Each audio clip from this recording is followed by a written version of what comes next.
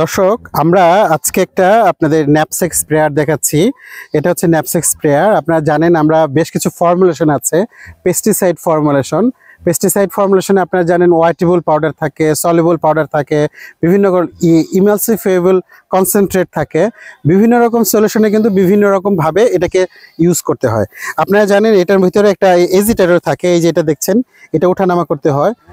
কিছু ইয়ের ক্ষেত্রে কন্টিনিউয়াস এজিটেশন দরকার। হ্যাঁ, সলিবল পাউডারে কিন্তু কখনো এজিটেশন খুব বেশি দরকার নাই। দ্যাট মিনস এটার মধ্যে সেই সলিবল পাউডার যেটা, দ্যাট মিনস আপনার গুঁড়াটা আমরা দিয়ে দিলাম, পানির মধ্যে মিশাই ফেললাম, স্প্রে করে ফেললাম।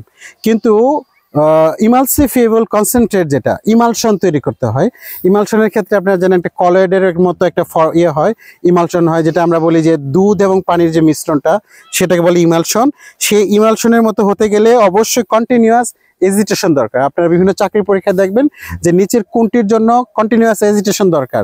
সেক্ষেত্রে ইমালসিফিয়েবল কনসেন্ট্রেশন, ইসি যেটাকে বলে, সলিবল পাউডার, এসপি, ওয়াইটেবল পাউডার, অনেক আরও কিছু ফর্মুলেশন আছে, আপনি একটু জেনে রাখবেন। সেটা হচ্ছে বেট, আপনারা জানেন অনেক সময় ইঁদুর মারার জন্য জমির পাশে আপনার ছোট ছোট দানাদার দিয়ে দেওয়া হয়। এছাড়াও গ্রেনুলার ফর্মেশন আছে। গ্রেনুলারটার ক্ষেত্রে সুবিধা হচ্ছে যে গ্রেনুলারটা ছিটিয়ে দেওয়া যায়।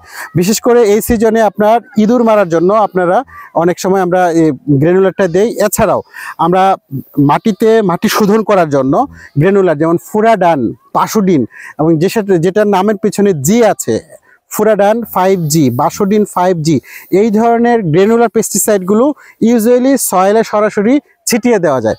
ধন্যবাদ সবাইকে।